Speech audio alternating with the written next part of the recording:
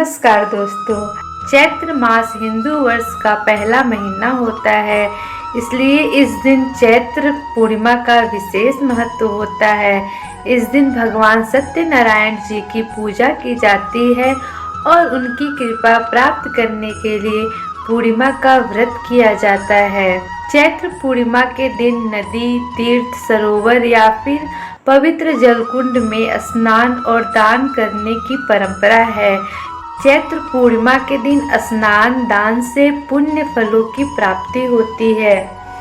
पंचांग के अनुसार इस साल चैत्र पूर्णिमा की पूर्णिमा तिथि 5 अप्रैल को होगा।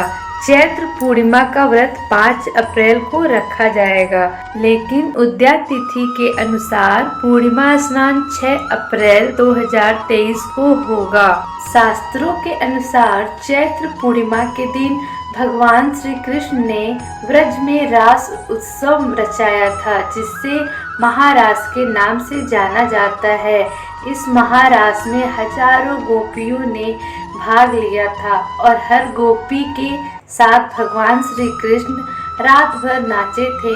भगवान श्री कृष्ण ने यह कार्य अपनी योग माया से किया था। इस दिन गीता और रामायण का पाठ करना एक महत्वपूर्ण अनुष्ठान माना जाता है।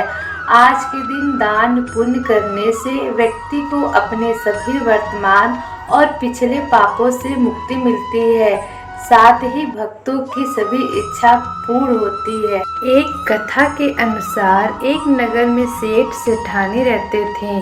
सेठानी रोजाना भगवान श्री हरि की पूजा किया करती थी, लेकिन सेठानी का पूजा करना उनके पति को बिल्कुल भी पसंद नहीं था। इस कारण एक दिन सेठ ने उसे घर से निकाल दिया। सेठानी घर से निकलकर जंगल की ओर चल दी। रास्ते में सेठानी ने देखा कि जंगल में 4 आदमी मिट्टी खोद रहे हैं। ये देखकर सेठानी ने उनसे बोला कि आप लोग मुझे भी किसी काम पर रख लीजिए। सेठानी के कहने पर उन्होंने सेठानी को नौकरी पर रख लिया, लेकिन सेठानी बहुत ही कोमल थी, इस वजह से उनके हाथ पर छाले पड़ गए। यह देखकर चारों आदमी ने सेठानी से काम छोड़ने की बात कही। उन्होंने कहा कि इसकी जगह तुम हमारे घर का काम कर लिया करो। सेठानी के मान जाने पर वे उसे अपने घर ले गए। वहाँ वे चारों आदमी 4 मुट्ठी चावल लाते हैं और अपने में बांटकर खा लेते हैं। ये देख सेठानी को बहुत ही बुरा लगता है। इसे देख सेठानी ने उन चारों आदमी को 8 मुट्ठी चावल लाने के लिए कहा। सेठानी की बात मानकर चारों आदमी 8 मुट्ठी चावल लाए। इस चावलों का सेठानी ने भोजन बनाया और भगवान विष्णु को भोग लगाकर सभी आदमियों में परोस दिया। इस बार भोजन बहुत ही स्वादिष्ट बना था।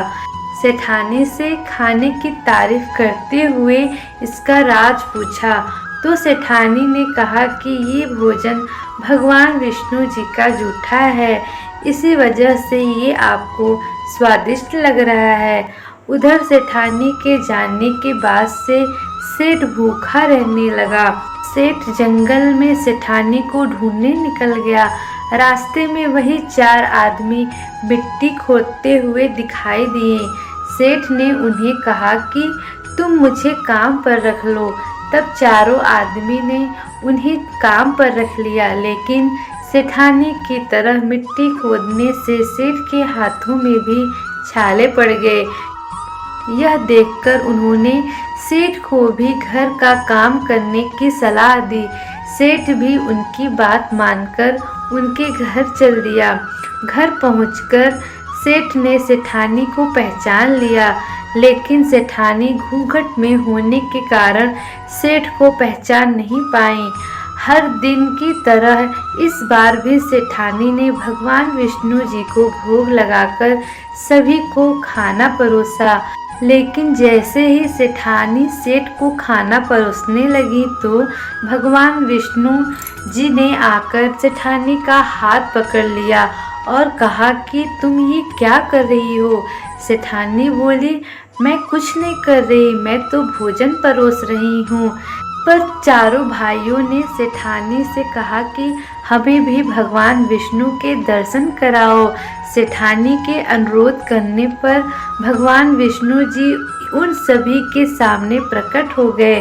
तब चारों आदमियों ने सेठानी को अपनी बहन बना लिया और चारों भाइयों ने बहन को बहुत सारा धन देकर विदा किया।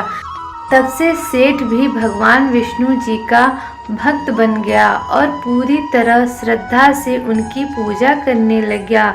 इससे उसके घर में फिर से धन की बरसात होने लगी। ऐसी मान्यता है कि इस दिन व्रत रखने से सत्यनारायण भगवान के साथ हनुमान जी, प्रभु श्री राम जी और माता सती की कृपा हमेशा प्राप्त होती है।